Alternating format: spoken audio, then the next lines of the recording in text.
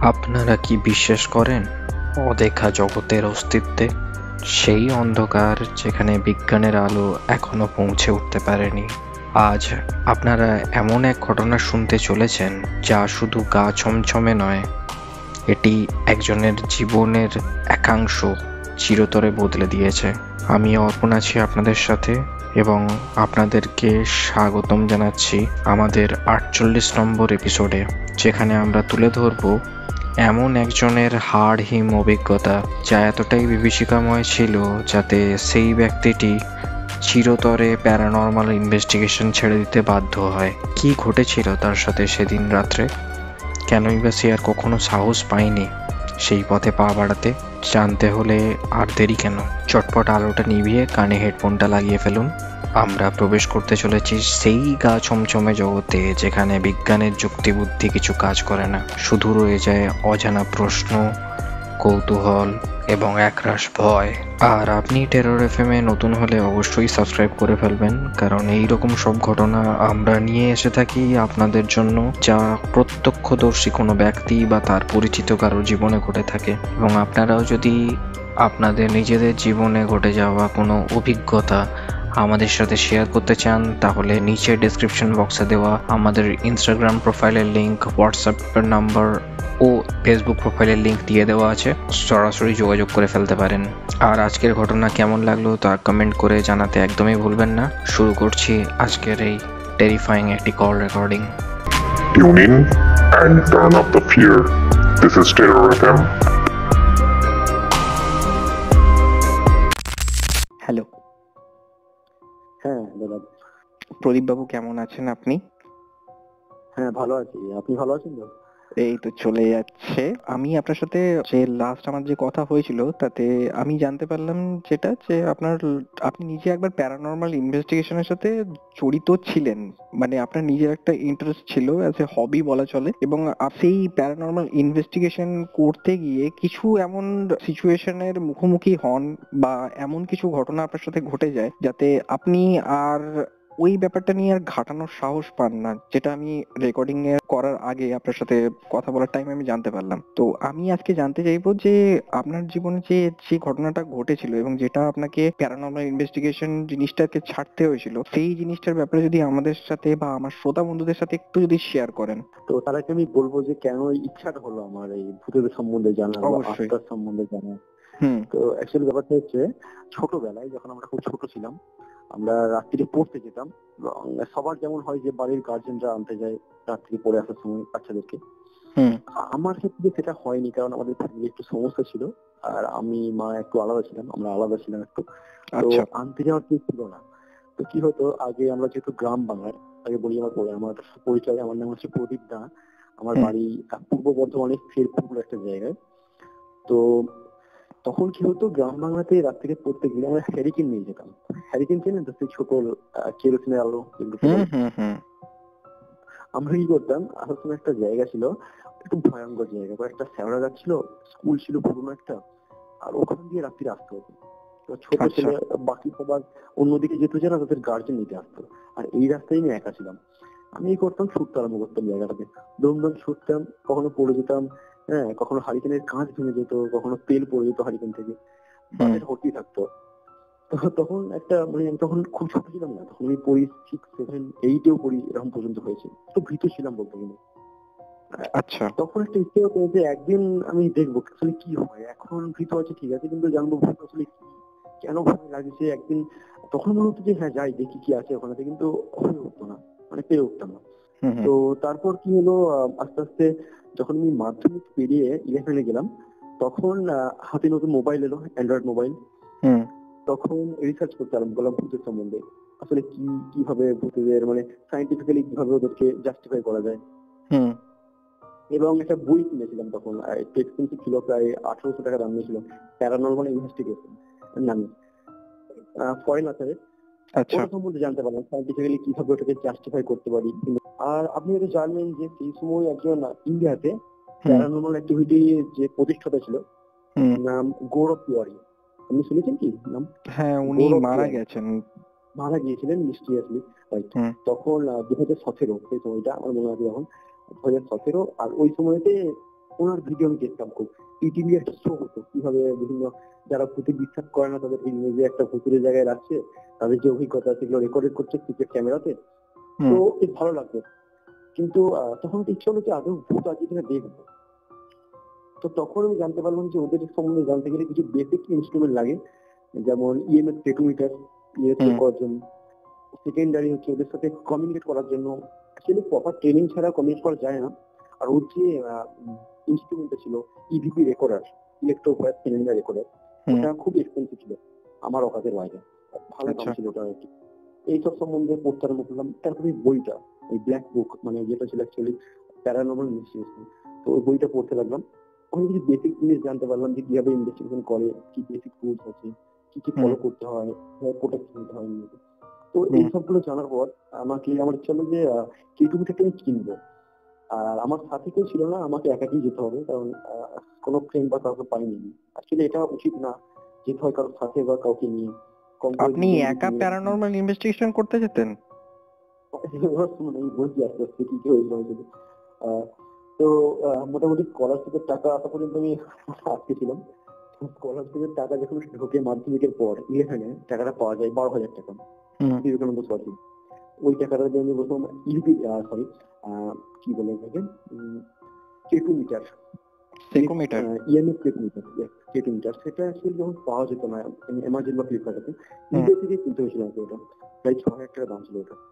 তো আর বাকি টাকা যেটা ছিল প্রোটেকশনের জন্য একটা স্টোন নিয়েছিলাম, সেটা হচ্ছে ব্ল্যাক টার্মোলিন, এরকম নাম ছিল।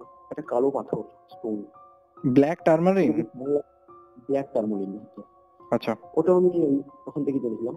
তো ওটাকে আর কি সানলাইটে রাখলে চার্জ হয়ে যায় আর নেগেটিভ এনার্জিকে রিপেল করে বা অ্যাট্রাক্ট করে, মানে যে কোনো অপোজিট থেকে নাকি ওরা অ্যাবজর্ব করতে পারে। আচ্ছা। এরকম ওটার মানে প্রপার্টি ছিল। তো ওগুলো কিনে আমি ফিল করলাম যে এবার আমি যাবো। আর কিছু বেসিক জিনিস লেগেছিল, যেমন একটা যেহেতু রাত্রিরে যাবো, ফেয়ার কুকুর তো আছে, একটা সেলফ ডিফেন্স স্টিক পাওয়া যেত, সলিড শক্ত পোর্টেবল, যেগুলো ফুল হাতে একটা টর্চ লাইট পাওয়ারফুল আর একটা বুট। এই নিয়ে শুরু করলাম অভিযান। একাই? হ্যাঁ, একাই একাই একাই। আচ্ছা। তো ঘরে তো বলা যাবে না সব, ওই জন্য কি বলতাম যে আজকে পড়তে যাচ্ছি। আমাদের এখানে কাছে তখন টিচার ছিল না সায়েন্সের, পড়তে যেতে হতো আরামবাগ। এখানে সিনমন আরামবাগ, এখান থেকে প্রায় 15 মিনিট দূর। আমি সাইকেলে যেতাম রাত্রিবেলা, কারণ রাত্রিরে বাস পেতাম না, তাই সাইকেলে পড়তে যেতাম কেমিস্ট্রি রাত্রিবেলা। তো যেদিনকে যেতাম কোনো জায়গায় মানে ভূত দেখতে আসলে ইনভেস্টিগেশন নাটক, তো বাড়িতে বলতাম যে একটা বন্ধুর বাড়ি থেকে গিয়েছি এরকম ভাবে। তারপর একদিন তো এরকম হয়েছিল, বাড়িতে বলেছিলাম যে আমি প্রথম যে অভিযান যেদিনকে গেলাম প্রথম ভূত দেখতে, সেটা হচ্ছে বাড়িতে বললাম আমি আরামবাগ থেকে আছি বন্ধুর বাড়িতে, প্রীতম বলে একটা বন্ধুর বাড়িতে আছি। আর আমি ছিলাম আমাদের গ্রামে, সেই যেখানে ভয় খেতাম, শ্যাওড়া গাছ, ফুলের গাছে। আচ্ছা। সেখানে এসে সারা রাত বসে আছি, সমস্ত ইনস্ট্রুমেন্ট নিয়ে সারা রাত বসে আছি। কোনো কিছু দেখলাম না, কিছু না, ভূত পেলাম না। মানে সেটা জিজ্ঞেস করে যে কেন এলাম বেকার। তারপরে আবার কিছুদিন পর একটা জায়গায় গেলাম, এখানে কাছেই, সেখানেও বসে আছি সারা রাত। এরকম মানে বেশ কয়েকবার গেলাম, যেখানে যেখানে আপনি তো জানেন যে গ্রামগঞ্জে লোকে বলে থাকে এখানে ভূত আছে ওখানে ভূত আছে, বলতে থাকে। আপনার ভয় লাগতো না, মানে একা একা যাচ্ছেন এরকম একটা সিচুয়েশনে? ওই যে ভিডিও গুলো দেখলে আমি বুঝতে পারবেন যে একটা ফ্যান্টাসি আসবে যে দেখবো ভূত, আমার সাথে কি হতো আমি জানি, ভূত এলে কি করতে হবে, কিভাবে আমি কমিউনিকেট করবো। আসলে আমি ভূতের সাথে কথা বলতে যেতাম। না, একা একা এতক্ষণ আপনি একটা জায়গাতে বসে রয়েছেন, যাই হোক একটা গা ছমছমানি ভাব তো আছে। হ্যাঁ, একটা ভয় তো থাকতো, বাট ওটা একটা আমার ইচ্ছে ছিল জানার ভূত সম্বন্ধে, ভূত দেখবো। তো ওরকম যেতাম, যেখানে যেখানে আমাদের গ্রামের আশেপাশে বা যেখানে যেখানে এরকম ভূতের সম্বন্ধে জানা যেত সেখানে যেতাম দেখতে। কিন্তু দুঃখে মানে দুর্ভাগ্যের কথা জন্য এক জায়গাতেও ভূত দেখিনি তার হাত থেকে। আচ্ছা। তারপর মনে হতে লাগলো যে সব ফালতু কথা স্যাররা যেটা বলতো, সায়েন্সের টিচার, যে ভূত আর কি, ভূত দেখতে হয় না, সব ফালতু কথা বয়স্ক লোকেরা রটিয়েছে আগেকার দিনের লোকেরা। তারপর এই সব করতে করতে একটা বন্ধুর সাথে আমার পরিচয় হলো, তারও ইন্টারেস্ট ছিল এই ব্যাপারে। আচ্ছা। তার নাম সেই বন্ধুর নাম ছিল দিব্যেন্দু, তারপরে আরামবাগে। আমার একটা প্ল্যান করলাম যে রাত্রিরে একটা জায়গায় ভূত দেখতে যাবো, সেটা একটু দূরে। জায়গাটা ছিল হচ্ছে দামোদর নদী, জানেন বর্ধমানে দামোদর নদী, বর্ধমানে ওখানে কুলেমপুর বলে একটা জায়গা আছে। কুলেমপুরে আমি নদীর গায়েতে না রাস্তা আছে, ওখানে থেকে ভূত দেখা যায়, একটা শ্মশান আছে, ওখানে ভূত অনেকে দেখেছি আর রাত্রির একটা লোক যায় না।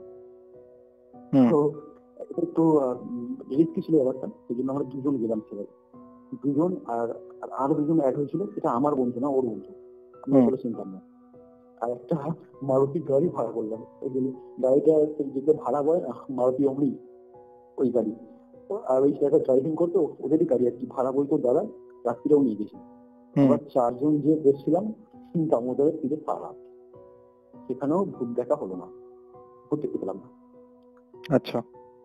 তো চরম নিরাশা, মানে কি বলবো, এতদিন ধরে যে ভূত দেখবো এত কিছু শিখলাম আর প্রচুর টাকা খরচা করলাম আসলে হুম। ভাড়াটা, কারণ ওরা তো টাকা দিয়ে তো মোবাইল কিনেছে, এসব কিনেছে, আমি সেসব টাকায় সব বেকার কেটু মিটার কিনেছি, সব ভূতের বই কিনেছি, আর পড়াশোনা অত বেশি হয়নি তখন। আমি একটা জিনিস বলুন। জানতে চাই, যেহেতু আপনি পূর্ব বর্ধমান থেকে বিলং করছেন, তো আশা করি বর্ধমান রাজবাড়ির ব্যাপারে আপনি কিছুটা হলেও জানেন। ওখানে কোনোদিন ট্রাই করেছিলেন? না না, ওটা আমার এরিয়া থেকে বহু দূরে। আমার বাড়ি অ্যাকচুয়ালি আচ্ছা। একদম ওই ওই সাইডে না, আমার ওখান থেকে প্রায় আচ্ছা আচ্ছা। 50 হবে, অসুবিধা হয়নি। এবার তার আমাদের গ্রামের দিকে বাড়ি আর কি, শহরের দিকে না, হুম হুম। এই দিকটাতে, মানে দক্ষিণ দিকটাতে, পূর্ব বর্ধমানের দক্ষিণে। তো এবার কি হলো, তো ওখানে গেলাম, ওখানেও একটা চরম মানে নিরাশা, কিছুই পেলাম না দেখতে। হুম। এইসব চলছে তখন, মোটামুটি আমি ভিডিও দেখি এসব প্যারানর্মাল বিষয়, এখানে তখন আবার ফরেন ভিডিও যেগুলো হয়, অনেক তখন চ্যানেল ছিল এখানে ভিডিও দেখা যেত, হুম। দেখতাম তো সব। তখন মনে হলো যে সব বেকার, এগুলো স্ক্রিপ্টেড শো, এসব কিছু হয় না। এইসব হুম। এইসব করে প্রায় 1 বছর কেটে গেল, আমার 12 শেষ হয়ে গেছে তখন প্রায়। আচ্ছা। এবার একটা ঘটনা বলার আগে আমি জায়গাটা সম্বন্ধে বলি, যেখানে আমার সাথে দুর্ঘটনা হয়েছিল। হুম। জায়গাটা সম্বন্ধে একটা বদনাম আছে যে ওখানে ভূত দেখা যায় এবং একটা সরু রাস্তা আছে, রাস্তা দিয়ে কেউ যায় না সন্ধ্যের পর থেকে, গ্রামের হুম। ভিতর দিয়ে। আচ্ছা। তো এখনো মাঠের ধার, কেউ খুব একটা যায় না, আর দিনের বেলা গরু গরু চড়াতে যায়। আর রাস্তাটা মরাম রাস্তা, গ্রামে কি হয় একদম মরাম রাস্তা থাকে। হুম। ওই মাঠের ধারে মরাম রাস্তা, হয়তো গরুর গাড়ি ধান কাটার সময় যায়, বাকি সময় অফ থাকে, লোক করতে যায় না। হুম। আর ওই জায়গায় একটা ব্রিজ আছে, আচ্ছা ব্রিজ বলতে ক্যালভার্ট, ছোট ক্যালভার্ট। আপনি যদি আচ্ছা। গ্রামের দিকে যান দেখবেন আগেকার দিকে ইনক্লাইন এক ধরনের ক্যালভার্ট করা হতো, একটু নিচু, যেমন ব্রিজ হয় উঁচু একটু, এটা একটু হুম। মানে কনক্রিট টাইপের, নিচু হতো, নিচু করা, ঠিক আছে। আর হুম। বেশি জল লিখে ওর উপর দিয়ে অভাব করতে জল, যাতে জল উপরে বেশি গেলে চলে যেতে পারে, সেগুলো করা হবে এরকম। ওখানে হুম। একটা ব্রিজ আছে ওখানে, আমি দরকার হলে একটা ভিডিও ক্লিপ আপনাকে পাঠিয়ে দেবো। আচ্ছা। জায়গাটা, তো কি হলো ওখানে, লোকে বলে ভূত আছে ভূত আছে, আমার খুব একটা কাছে দূরে নয়, কাছে, ওই দিক দিয়েও আসা যায় মাঠ দিয়ে হয়ে। তো হুম। একদিনকে লাস্ট দিন ছিল 12 আর আমরা পড়তে গেছি কেমিস্ট্রি পড়ে আসছি পিকনিক করে। হুম। সাইকেল নিয়ে আমি যাই, কারণ আমি লাস্ট বাস পেতাম না, 7:50 লাস্ট বাস, 7টা পেতাম না। আমি ওখান থেকে পড়ে বেরিয়েছি মোটামুটি 10টার সময়, শীতকাল। শীতকাল আমাদের এইচএস পরীক্ষার আগে, বেশ কিছুদিন আগে, ফেব্রুয়ারি না, জানুয়ারির সময় করে, এইরকম সময় হবে না। হুম। শীতকাল, পিকনিক করে রাত্রে করাচ্ছি সাইকেল নিয়ে। এবার পিকনিকের জল হয়েছে, মেঘলা ওয়েদার, ঠিক আছে। হুম। যেহেতু শীতে দেরি হয়ে গেছে, ওটাকে শর্টকাট রাস্তা মাঠের পাশ দিয়ে আসবে। তো আমি পুরোটা এসেছি, ওখানে ভাবলাম যে শর্টকাট রাস্তা, তো ওই দিকে চলে যায়। আর আমি তখন ভেবে নিয়েছি ভূত বলে কিছু হয় না, লোকে ফালতু এসব রটিয়েছে, হুম। এরকম কিছু হয় না। আমার কাছে কেটু মিটারটাও নাই, কিছুই নাই, কোনো কিছুই নেই, সিম্পল টর্চ আছে আর কিছু না, আর ওই লাঠি দাঁড়িয়ে। হুম। তো ওখান দিয়ে আসার যখন আমি আসছি, আমরা জানি যে আমাদের যে রুল আছে প্যারানর্মাল ইনভেস্টিগেশনের, যে প্রথম রুল হচ্ছে আপনি দিনের বেলা যে দেখবেন জায়গাটা কি আছে, ফার্স্ট আচ্ছা। সার্ভে, দিনের বেলায় সার্ভে করতে হবে যে কি আছে, কোথায় কি আছে, তার স্টোরি জানতে হবে। তারপর তো হুম। স্টোরিটা আমি জানতাম, আমি স্টোরিটা একটু বলে দিচ্ছি। হয়েছিল আজ থেকে মোটামুটি 70 বছর আগে, 70-80 বছর আগে, আচ্ছা। ওখানে একটা মহামারী হয়েছিল একটা। আচ্ছা। এবার ওখানটা তখন ফাঁকা শ্মশান ছিল, একটা পুকুর আছে এবং ফাঁকা শ্মশান, ঘর হুম। বাড়ি ছিল না আশেপাশে। এত লোক মারা গিয়েছিল যেদিকে পোড়ানো সম্ভব হয়নি, ওদেরকে ওখানে কবর দিয়ে দিয়েছিল। আচ্ছা। এটা আমার দাদুরা দেখেছেন দেখছিলেন ওই সময়, তো ওটা শুনেছিলাম। তো প্রচুর লোকের কবর দেওয়া হয়েছিল ওখানে। তারপর শোনা যায় বহু বছর ওখান দিয়ে লোক যাতায়াত করতে পারেনি, তখন সাংঘাতিক ছিল। হুম। আর কোনো কেউ সুইসাইড করলে ওখানে যেত সুইসাইড করতে, এটা অনেকবার হয়েছে আমাদের সাথে, আমরা দেখেওছি বহু লোককে ওখানে সুইসাইড করতেন। একটা হুম। গাছ আছে, ওই হুম। গাছটা আসল গাছটা খুলে সুইসাইড করে।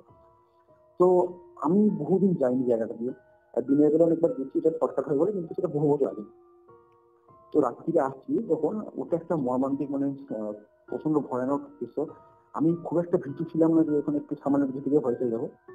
যখন আমি আচ্ছা। আসছি আমরা জেনে নিলে দেখি দিনের বেলা ওখানে ঘর আছে, কিছু পাকা বাড়ি একটু দূরে, হয়তো 200 মিটার দূরে একটা ঘর আছে, অনেক ঘর আছে। আচ্ছা। যখন আমি রাত্রির 11টায় সাইকেল নিয়ে আসছি, সামান্য জল হয়েছে, মরা রাস্তা, আর হুম। মরা রাস্তা মাঝে মাঝে জল জমে থাকে গর্ত হওয়ার জন্য, তো আমাকে নেমে আসতে হবে। আমি দেখলাম যে ঘরে কোনো লাইট জ্বলছে না, কোনো লাইট নেই, পাশের ঘরগুলোতে একটাও লাইট জ্বলছে না। হুম। 6টা 8টা ঘর ফাঁকা পড়ে আছে, অন্ধকার, বাঁশ গাছ টাছ গাছ পাশে আছে। আমি ভিডিও পাঠালে বুঝতে পারবেন কোনগুলো বলছি। তো তখন জানতে পারলাম যে ওখানে লোক থাকে না, ওরা অকেশনালি আসে, কোনো অনুষ্ঠান হলে চলে যায়, তারপর হুম। থাকে না, না থাকতে পারে না কোন কারণে। তো ওখানটা ক্রস করে আসার পর যখন আমি একটু কাছে এলাম, একটা পুকুর আছে, ভিডিওর সাথে আমি একটা ছবি দিলে বুঝতে পারবে রসগোল্লা কোন হুম। জায়গাটা বলছেন। ওই পুকুরটার পাড়ে থেকে কি করা হতো, মোড়া পোড়ানো হতো, আর মোড়া পোড়ানোর পর যে ছড়া হয় না, মাটির ছড়া, এইসব কথাগুলো ফেলে দেওয়া হতো, সেগুলো হুম। জাতীয় কিছু ফেলা হতো, মোড়ার কাঠ পড়ে থাকতে এসে পড়ে থাকতো। ইমাজিন করা খুব মুশকিল হবে, শীতকাল মানে পুকুরের পাশ শিয়াল ডাকছে, ঝিঝি ডাকছে প্রচন্ড জোরে, হুম। তার সাথে বিদ্যুৎ চমকাচ্ছে মাঝে মধ্যে। একটা আচ্ছা। খুবই ঘাত পরিবেশ, আমার ভয় করে লাগতাম, কিন্তু ওই জায়গায় যে সত্যি বলতে আমি প্রচন্ড ভয় পেয়েছিলাম, প্রচন্ড ভয় পেয়ে গেছিলাম, মানে বলার নয়। তারপর আজকে এগিয়ে যখন গেলাম, তখন আমার মনে পড়লো যে এই সেই গাছটা, যে গাছটা আমি দেখাবো আপনাকে, ওই গাছটাকে লোকে সুইসাইড করে। সেটা আমার থেকে হয়তো 50 হাত দূরে হবে। হুম। আর পিছন দিয়ে ছুটে পাওয়াতে ইচ্ছে করছে না, কারণ কোনো একটা জায়গায় মনে হচ্ছে না আমি সামনে যাবো, যদি দেখতে পাই কিছু, এরকম একটা মনে হচ্ছে যে দেখি দেখতে পাই। সাইকেল নিয়ে যাচ্ছি, যখন দাঁড়িয়ে আছি সাইকেল, মানে হেঁটে হেঁটে যাচ্ছি, সাইকেলে চেপে না, টেনে নিয়ে যাচ্ছি সাইকেল। ঠিক ওর 20 হাত মতো এগিয়ে যাওয়ার পর হুম। আমি বুঝতে পারলাম যে আমার মাত্রায়, মানে আপনি বলেন একটা সময় মনে হয় যেন অজ্ঞান হয়ে যাবো, পা কাঁপছে, নিজেকে মনে হচ্ছে হালকা হয়ে গেছে একটা, ওই ফিলিংটা ঠিক বোঝানো যাবে না। হঠাৎ করে একটা বিদ্যুৎ চমকালে বাঁ দিকে দেখলাম কিছু মরার কাঠ পড়ে আছে। আর ওখানে যে রাস্তাটা আছে, বর্ষা বা কোনো সময় জল হলে মাটির রাস্তা, নেমে যেতেই হবে, আর রাস্তাটা ছিল শ্মশানের উপর দিয়ে, ওখানেই মরা পড়বে, ওরকম দিয়ে যাওয়া পড়ে। অ্যাকচুয়ালি কোনো একটা যাওয়ার রাস্তা না, হেঁটে যাওয়ার রাস্তা বা সাইকেল নিয়ে যাওয়ার রাস্তা। ওখানে গিয়ে আমি বুঝতে পারলাম যে আমার অবস্থা খুব খারাপ হয়ে গেছে। সেই সময় একটা ঘটনা হলো, যেই গাছটাতে সবাই সুইসাইড করে বা ঝুলে থাকে, ওইখানে একটা কালো ছায়ার মতো কিছু দেখলাম। ওই জায়গাটাতে, ওই গাছের কাছে একটু উঠতে, কোনো মূর্তি বা কিছু না, একটা কালো ছায়া গেছে। আচ্ছা। টর্চ মারলাম কিছু নাই, টর্চ মারলাম কিছু নেই, আবার যখন টর্চ মিলিয়েছে একটা কালো ছায়া। তারপর আমার হাত থেকে সাইকেলটা তখন পড়ে গেছে। আমার সাইকেলটা নিয়ে তখন দাঁড়ানো ছিল না, আমি একা দাঁড়িয়েছিলাম, আমার মনে আছে। আমি টর্চটা নিয়ে দাঁড়িয়েছি, টর্চটা নিয়ে উপরে দিকে পড়ে। তারপর কিছুক্ষণ পর আমার হাত থেকে টর্চটা পড়ে গেছে, আমি তখন ভেবে নিয়েছি যে ভূত তো আছে, ভূতের চেয়েও খারাপ কিছু জিনিস এটা, আর আমার শেষ দিন চলে এসেছে, আমার একটা মানে হয় না একটা চরম ভয়ঙ্কর মুহূর্ত, সেই সময় তখন আমার হাত থেকে টর্চ পড়ে গেছে। আর টর্চ ছিল টিনসেলের সেই কাঁচ দেওয়া টর্চ। তো তখন আমি জানি না মানে কি হয় না, প্যান্টে পেচ্ছাপ হয়ে যাওয়ার মতো অবস্থা, সিরিয়াসলি বলতে হুম। গেলে সেই হুম। অবস্থা। তো ওই আমাদের বই যেটা ছিল, ওই মুস্তাফিজের বইটা, ওখানে একটা সবার শেষ একটা বলছিল যে যখন কোনো কারণে একদম শেষ মুহূর্তে চলে আসবে, তখন মনে হবে যে আউট অফ কন্ট্রোল, কোনো কিছু হুম। করতে পারছি না আমি, তখন একটা হয় মাপ চেয়ে নিলাম, ভুল করে চলে এসেছি, আর কখনো আসবে না। যদি কেউ থেকে থাকে একটা নির্দিষ্ট পদ্ধতি আছে কথা বলার সাথে, যদি কেউ থাকেন এখানে ফুল করে চলে আসছে, যখন আসবো না, ওরা কিন্তু ছিল না এরকম। তখন আমার ওই জিনিসটা মনে আছে। আর আমার এখন একটা সাহস ছিল যে আমার হাতে এরকম একটা প্রোটেক্টিভ স্টোন আছে, ব্ল্যাক টার্মোনিক স্টোন, দুটো হাতে ছিল, কিছু হবে না আমার। কিন্তু তখন মনে হচ্ছে না না, আর আর চান্স নেই আমি। তো সঙ্গে সঙ্গে আমি মানে, আর ছায়াটা আমাকে বলছিলাম যে কালো কুয়াশা হয় না, কালো কুয়াশা বা ঠিক ঠিক এই সময় শীতকালেতে মাথার উপরে একটা যদি কালো হয়ে মশা উঠছে হুম। ঝাঁক হয়ে, হুম। বিকালে খেলা গেলে, ওই ওই সেম জিনিস, এরকম একটা জিনিস, মোটামুটি 4-5 ফুট হবে, একটা কালো মতো ছায়া, বা এরকম হাওয়াতে ভাসার মতো হয়ে, আর প্রচন্ড ভয়ঙ্কর একটা ব্যাপার। ওই পরিবেশ তো একদমই ভয়ঙ্কর, যখন শিশির আসছে, বিদ্যুৎ চমকাচ্ছে, শিয়াল আছে অত, তো খুবই একটা সাংঘাতিক পরিস্থিতি ছিল ওটা। তো সেই সময় আমি একদম হাঁটু গেড়ে সঙ্গে সঙ্গে বসে পড়েছিলাম। তারপরে বললাম যে আমার ভুল হয়ে গেছে, আমি এখন আসবো না। এবং এখানে তো ইচ্ছা করে আসিনি, আর এখানে যেহেতু দেরি হয়ে গেছে, বাড়িতে মা টেনশন করছে, আমি শর্টকাটে যাওয়ার জন্য এগিয়ে এসেছি। কিছুক্ষণ ওই চোখ বুঝে বসছিলাম হাতে, আমি জানতাম না কি হবে এরপর, মারা পড়বো না কি হবে। কিছুক্ষণ পরে যখন চোখ খুললাম, দেখলাম কিছু নাই আর। তারপর আমি ওখান থেকে সাইকেল নিয়ে ছুটে পড়বো বা চালিয়ে চলে যাবো, সেই পরিস্থিতিও ছিল না, কারণ ওই জায়গাটা এরকমই, ওখানটা আপনাকে হেঁটে আসতে হবে জল হলে, কারণ গড়িয়ে নাহলে পড়ে যাবেন, মানে কোনো প্রপার রাস্তা নেই, মাটির রাস্তা। তো আচ্ছা। ব্রিজটা পেরিয়ে তারপরে আমি সাইকেলে উঠতে পারিনি, আর সাইকেল চালাতে পারিনি। আমার হাত পা কাঁপছিল, আর মনে হচ্ছিল যে আমি সাইকেলে চালিয়ে আমার পিছন থেকে এসে ধরবে।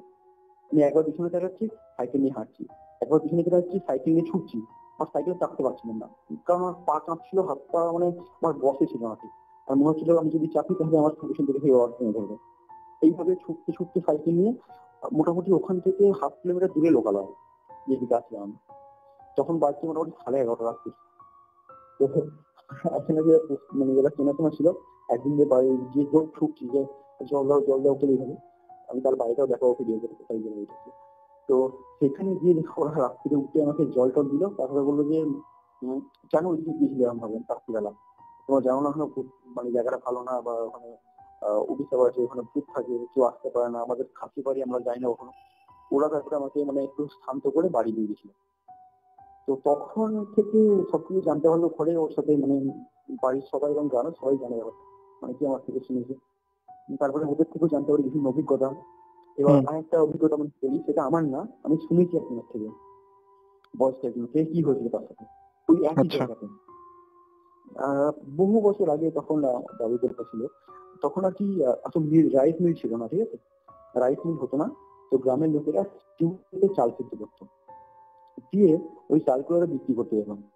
সেদিন ওরা ভোরের দিকে বিক্রি করতো সাইকেল নিয়ে, ভোর বা রাত থাকতে 2টো 1টার সময় বিক্রি করতো, এখান থেকে গিয়ে শহরের দিকে বিক্রি করতে যেতাম। আমার দাদুদের সময় কথা বলছি। তো এরকম একদিন দাদু আর একজন রামপুরের নাকি নাম, কাকিমা, এই দুজন মিলে যাচ্ছে সাইকেলে চাল নিয়ে। হঠাৎ দেখছি ওখানে আগে একটা বড় লেকের মতো ছিল, এখন সেটা আচ্ছা। বুঝে গিয়ে একটা খুব ফালতু মতো হয়ে আছে, ওটা আপনাকে দেখাবো। তো ওখানে না নিশ্চয়ই রাত্রিবেলা কয়েকদিন চান করছে, একটা বাচ্চা ছেলে, একটা মেয়ে, এখন তারা চান করছে। দিয়ে বলছি আমরা নিজেরা দেখলাম দুজন চান করছে, আমরা ওইদিকে না দেখার ভান করে চলে গেলাম, কারণ আমরা জানি রাত্রিবেলা এরকম তেপান্তরের মাঠে কেউ চান করবে না, আর কেউ মানুষ, কোনো মানুষ থাকবে না। আমরা পেরিয়ে চলে গেলাম। এটা একটা ঘটনা, এরকম আরো অনেক ঘটনা আছে, অনেকে ভয় খেয়েছে বাইক নিয়ে। আর এখন কি হয় যে অনেকে রাস্তাটা একটু ভালো হয়েছে, তো অনেকে বাইক নিয়ে একসাথে করে বেরিয়ে চলে যায়, মানে সব লোক গিয়ে এসে বলে যে ভূত নয়, ভূত নয়, ভূত হয় না। কিন্তু ঠিকঠাক ভাবে গেলে আর ঠিকঠাক পরিস্থিতি গেলে হয়তো এখনো দেখা যেতে পারে। সত্যি বলতে আমি যখন যাইনি না রাত্রিরে, এই দিকে রাত্রিরে আমি এখন এখানে থাকিও না, আমি এখন যাদবপুরে বিটেক করছি। তো এই রবিবারই ছিল পড়াতে। আর এই হচ্ছে দুটো ঘটনা যেটা একই জায়গায় ঘটেছে। আর এই দুটো হচ্ছে মূল ঘটনা। আর এইসবের পরেই আমার বিশ্বাস ছিল যে হ্যাঁ ভূত আছে, ভূত না হোক কিছু একটা হবে, যেটা যেটা ছিল যে আমি দেখেছি। ভূতের কোনো শেপ হয় না, এসব হয় না জানি, বাট যেটা দেখেছিলাম ওটা কোনো মানুষের নয় বা কোনো মশা টোশা না, ওই পরিবেশ আমি বুঝতে পেরেছি। তারপরে এই ভূতের পিছনে ছোটা বন্ধ করে দিলাম। অ্যাকচুয়ালি আমার ইচ্ছা থেকে না, ফ্যামিলি থেকে বলেছিল যে এসব করে হয়তো কোনো দুর্ঘটনা ঘটে যাবে, এসব বন্ধ করে দেন। তো তারপরে এসব বন্ধ করে দিয়েছিলাম, তারপরে আর কখনো যাইনি। আচ্ছা। আর একটা ঘটনা আমি নিজের চোখে দেখেছি, সেটা তাহলে বলছি আপনাকে, ছোট ঘটনা, সেটা আমাদের পাশেই হয়েছে। এটা আমি বলতে পারি অ্যাকচুয়ালি এটা কয়েক বছর পর হয়েছে, তখন আমি এটা বন্ধ করে দিয়েছি বহুদিন আগে। আচ্ছা পিকনিকের সময় হয়েছিল ব্যাপারটা, এটা কিরকম? আপনাকে তাহলে বলি, জায়গাটা বলি আপনাকে। আমরা যখন ছোট ছিলাম তখন একজন আছে সুইসাইড করেছিল একটা জায়গাতে, উম, একটা খালের ধার মতো মোয়ান টাইপের আছে, পুকুরের পার, সেখানে সুইসাইড করেছিল। তো তারপর ওখানে অনেকে অনেকে বলে না ভূতে ধরা, আমি কখনো দেখিনি ভূতে কিরকম ধরে বা কিভাবে। তো অনেকে বলে ভূতে ধরেছিল ওখানে, যারা যেত, বাচ্চা ছেলে যেত না ওখানে। ওখানে একটা বড় পুকুর আছে, আমাদের বাড়ির কাছে বলতে পাখি একটা, কিন্তু ওই পুকুরটাই চান করতে চান লোকে বন্ধ করে দিল মেয়েরা, বলে নাকি ওখানে গেলে ভূতে ধরবে। ভিজে কাপড় ওখান দিয়ে আসতেছে না, জায়গাটা খুব বাজে হয়ে গেছে। তো আমি এটা বিশ্বাস করতাম না খুব একটা বেশি, কারণ এটা ভূতে ধরা জিনিসটা কখনো আমি দেখি না, কেউ কি হয় বা কিভাবে প্রোটেস্ট করে আচ্ছা। নদীতে বেশি। তো কয়েক বছর আগে একটা পিকনিক মানে সৃষ্টি হবে অ্যাকচুয়ালি আর কি। তো কয়েকজন বন্ধু মিলে তাদের ওখানেই বাড়ি। এবার ওই জায়গাতে এখন একটা বাড়ি হয়েছে, মাটির বাড়ি, আমি এটাও আপনাকে ক্লিক দেবো দেখি। তো ওখানে মাটির বাড়ি হয়েছে, এবং সেখানে তো লোকে বলে যে রাত্রিরে আমরা কখনো মাংস করতে পারি না, মাটিতে কখনো মাছ করতে পারি না। এটা লোকে বলতো যে ওরা বলতো যে করা উঠে যায়, এসব হয়। আমরা বিশ্বাস করিনি, ওখানে যে ফালতু ব্যাপার, এটা কোনো হয় নাকি যে ঘুরতে এসে করা উঠে দেবে। এবার যেটা বলবো সেটা হয়তো আপনি বিশ্বাস করবেন না, বাট এটা আমি নিজের চোখে দেখেছি। আমি আমার সাথে অনেক বন্ধুরাও দেখেছি, আমরা 6জন ছিলাম, 6জন। তো আমার পাশের বাড়ির একটা দাদা, সে আর কি বাইরে থাকে, একদিন সে এসছে এখানেতে। তো সেগুলো পিকনিক হবে, মানে ফিস্ট হবে রাত্রে, যেটা হয় কয়েকজন মিলে ফিস্ট করবো। আর আচ্ছা। ওই বাড়িটাতে ওর যে ছেলেটা থাকে সে আমাদের বন্ধু মতো, একটু ছোট, আমাদের চেয়ে হয়তো 4 বছর ছোট হবে। পিকনিক হবে, মাংস নিয়ে আসা হয়েছে। আর এটা আমাদের চোখের সামনে ঘটে গেল। মাংস রান্না হচ্ছে এবং তারপর বললো ওই ছেলেটা জানে যেহেতু তাদের ওখান থেকে সরে যেত বললো বলে। তখন মাংসটা ভাত কথা হচ্ছে, হঠাৎ করে আমাদের সামনে কড়াটা উল্টে গেল। কড়াটা পুরো উল্টে গেল একদম প্রথম দিক, যে আমরা ভূতের সিনেমায় দেখি আমরা কড়া উল্টে গেছে বা একটা খাটকে ভূতে তুলে দিয়েছি সেরকম কড়াটা আমাদের সামনে উল্টে গেল। মাংস কোনো কিছু নেই, পুরো তখন কড়াটা এমনি উল্টে গেল? মাংস, হ্যাঁ, এরকম হালকা নড়তে নড়তে, যদি কখনো আপনি ছিপ ফেলে দেখেন দেখবেন সেই ধর কোনো মাছের ঠোকরায় একটু একটু একটু করে সেই নড়ে ঘটনাটা, হুম হুম। একসময় ডুবে একটু একটু নড়তে নড়তে নড়তে নড়তে তখন সেটা জানি যেহেতু বলতে ততক্ষণ থেকে সরেছে। তো এভাবে নড়তে নড়তে নড়তে নড়তে কড়াটা উল্টে গেল এমন থেকে। ওই যে একটা অভিজ্ঞতা, মানে বলে না নিজের চোখকে বিশ্বাস করতে পারবো না, শুধু আমি একা না, অনেকে যারা ছিল আমার সাথে, মোট 6 জন ছিল আমরা, কেউ বিশ্বাস করতে পারিনি এবার কি হলো এখানে, তো এটা কিভাবে বলবো, কোনো মানে এর কোনো বাস্তবিক ভূত ছাড়া বা কোনো প্যারানর্মাল ফেনোমেনা বলা যেতে পারে এটাকে, তাছাড়া আমি কি বলবো এটাকে। তো ওটা এতটাই মানে ভয়ঙ্কর ছিল যে ওখানে যে রান্নাঘরটাও ছিল অ্যাকচুয়ালি ওরা এখন বাড়িটা ভেঙে দিয়েছে, তার পাশে শিফট করে গেছে, ওই দিক থেকে সরে গিয়ে জমির অন্য প্রান্তে বাড়ি করেছে। আমি এগুলো কিন্তু আপনাকে দিয়ে দেবো কালকে, কোথায় বাইরে ছিল সেটাও বলে দেবো, যে এখানে ছিল এখন ওইখানে করেছে বাড়িটা। মানে ওখানে থাকতে পারতো না, রান্না করতে পারতো না ঠিকঠাক করে, খাবার উল্টে দিত। হ্যাঁ, রাত্রিতে একটু কিছু মরা কোনো হাঁস পড়ে আছে, করে মানে যে গ্রামে দিকে কি হয় লোকেরা হাঁস পুষতে বাড়িতে ডিমের জন্য। তো হাঁস ঘর হয় ছোট ছোট, সেগুলোতে হাঁস ঘর হয় না রাত্রিবেলা। আচ্ছা। কিন্তু হাঁস মরে আছে, হাঁসটা মরে গেছে, অটোমেটিক হাঁসটা মরে পড়ে আছে। রাত্রিবেলা প্রচুর জোরে গরু ডাকছে, গরু চেঁচাচ্ছে ভয়ে। এরকম ঘটনা ঘটছে ওখানে। নিয়ে বাধ্য হয়ে পর্যন্ত অনেক ওঝা টোঝা অনেকে নিয়ে এসেছে, কাজ করেছে আর করেছে। সেতে পরামর্শ দিল যে ওখান থেকে শিফট করতে হবে, ওখানে বাড়ি রাখা যাবে না। দিয়ে ওখান থেকে বাড়িটা ভেঙে পাশে ফাঁকার বাড়ি করেছে। অ্যাকচুয়ালি ওই জায়গাটা মরা ফেলার আর কি আমি জানি না, হয়তো যে পুকুরের পাড়ে লোকেরা গরু মরে গেলে ফেলে দেয় বা বাছুর মরে গেলে ফেলে দিয়ে যায়। হুম। ওখানে অ্যাকচুয়ালি একটা ওরকম গরু বা কেউ মরে গেলে ভাগার বলা হতো এটাকে, আচ্ছা। ফেলে দিত। সেখান থেকে বুঝিয়ে ওরা বাড়ি করে হলো, জমি করে বাড়ি করেছিল। ছোটবেলায় জায়গাটা ছিল ফাঁকাই, কয়েকদিন আগে বাড়ি হয়েছে, হয়তো বছর 4.5 করে। দিয়ে হুম। ওটাকে ভাঙতে হলো, আবার ভেঙে ওই দিক থেকে ভেঙে এইদিকে পাকার বাড়ি করেছে। ওই একটা ঘটনা যেটা আমি নিজের চোখে দেখেছি। আর আমি তখন ভাবতাম যে আমি বেকার ভূত দেখতে এখানে ওখানে ঘুরে বেরিয়েছি, আমি একটু কাছে একটা জায়গা ছিল যেখানে সত্যি এরকম একটা ঘটনা আমি দেখবো ভাবিনি কখনো। এই আচ্ছা। দুটো হচ্ছে নিজের ঘটনা, এই দুটো হচ্ছে নিজের ঘটনা যেটা আমি দেখেছিলাম। তারপর আর সত্যি বলতে কখনো আমি কিছু দেখলাম দেখিনি বা দেখার চেষ্টাও করিনি, আর দেখার ইচ্ছাও নেই, কারণ খুবই বাজে একটা ব্যাপার। আর যদি কোনো দর্শক থেকে থাকে হয়তো অনেকে ভাববে যে আমি হয়তো ভূত দেখবো, প্যারানর্মাল ইনভেস্টিগেশন হবো, করবো, ইনভেস্টিগেটর হবো, তাদেরকে একটাই বলবো, তখন এখন দেখছি, আমি আজকে চেক করছিলাম একটু আপনার সাথে কথা বলবো যে কি কি আছে সব দেখি একটু, ওগুলো পাওয়া যায় কিনা ইনস্ট্রুমেন্ট গাড়িও, ইভিডি রেকর্ডার বা কেটোমিটার হুম পাওয়া হুম। যায় কিনা দেখি।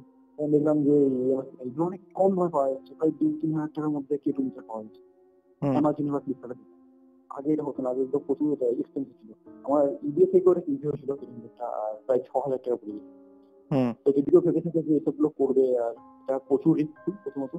তুই যদি সঠিক বছর করতে চাও তাহলে কিছু প্রিকশনস আছে যেগুলো অলওয়েজ ফলো করতে হবে। যেমন ফার্স্ট হচ্ছে একা যাওয়া যাবে না, একা কোনোভাবেই যাওয়া যাবে না। আর তাছাড়া জায়গাটাকে দিনের বেলা গিয়ে আগে দেখতে হবে। আর ওদের সাথে কথা বলার জন্য প্রপার গাইড লাগে, প্রায় 4 বছরের কোর্স হয়, কমপ্লিট করবেন 4-5 বছরের কোর্স হয়, এটা করার পর তবেই বোঝা যায়। কারণ ওদের তো কোনো কিছু করা যায় না, খালি মানে কানে তো শুনতেই পাওয়া যায় না ওদের কথা। কারণ ওদের কথা বলার ফ্রিকোয়েন্সি অন্য, সেটা আমরা কানে শুনতে পাই না। ওই জন্য ওই ইভিডি রেকর্ডার লাগে, ইলেকট্রোফারেস্টামিন রেকর্ডার, সেখান থেকে শুনে আর সেই কথা থেকে শুনে বোঝানোর জন্য প্রপার স্কিল লাগে, প্র্যাকটিস লাগে। এই জন্য হুম যদি কেউ ইচ্ছা থাকে যে এরকম ভূত, অনেকে আছে যারা পডকাস্ট বা ভূতের কিছু দেখে ভাবলো যে আমি চলে যাবো, ইয়াং ছেলে আমাদের মতো, যারা তখন হুম। ইভেন্টের পরে গরম রক্ত বেরিয়ে পড়লো ভূত দেখে, প্রচুর বড় সমস্যায় পড়বে। কারণ হতে পারে আমার সাথে যেটা হয়েছে, 3-4 জায়গায় গেছি ভূত নাই, মনে হলো ভূত নাই, পরের বেলা কি হবে, কিছুই হবে না, হুম।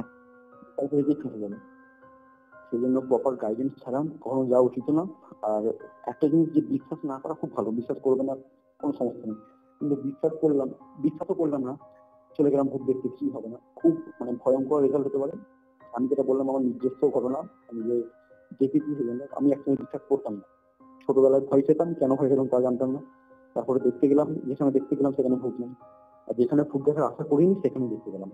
আর এটা খুব ভয়ঙ্কর অভিজ্ঞতা। আমি এটা জাস্ট বলে দিলাম 10 মিনিট 15 মিনিটে, কিন্তু আমি বোঝাতে পারবো না যে ওই পরিস্থিতিতে আমার কি মনে হয়েছিল যখন আমি ওখানে ছিলাম। আমি ভাবিনি দেখেছি যাচ্ছে, কারণ আমি যেটা দেখেছিলাম সেটা ওই পরিবেশে যথেষ্ট ভয়ঙ্কর ছিল এবং কখনো আশাই করিনি দেখতে গেলে। এই হচ্ছে ঘটনা। ঠিক আছে অয়ন বাবু, আপনার থেকে তো প্রায় এই ঘটনাগুলো পেলাম এবং এই প্যারানর্মাল ইনভেস্টিগেশনের ব্যাপারে অনেক কিছুই জানতে পারলাম। আমাদের অডিয়েন্সকে আর কিছু বলার আছে আপনার? না না, আমার মেইনলি ভিডিওটা করার একটাই উদ্দেশ্য, যেটা আমি সবসময় বলি আমার ছাত্র যারা আছে বলি, যে একদম না, ভূত আছে বা নাই সেটা আমার নিজের ব্যক্তিগত ব্যাপার। এটাকে প্রুভ করার জন্য কখনো ভাবে একা যাওয়াকে একদমই উচিত না। এরকম ডিয়ারিং মোমেন্টে একদমই যাওয়া উচিত না। আজকের মতো তাহলে রেকর্ডিংটা এখানেই শেষ করছি। হ্যাঁ হ্যাঁ, থ্যাংক ইউ দাদা। ওকে ওকে, ভালো থাকবেন দাদা, নমস্কার। হ্যাঁ, এটাই ছিল আজকের পডকাস্ট। এই রকমই আরও পডকাস্ট শুনতে এই ভিডিওটির শেষে স্ক্রিনের উপরে আসা বাঁ দিকের বা ডান দিকের ভিডিওটি ক্লিক করুন।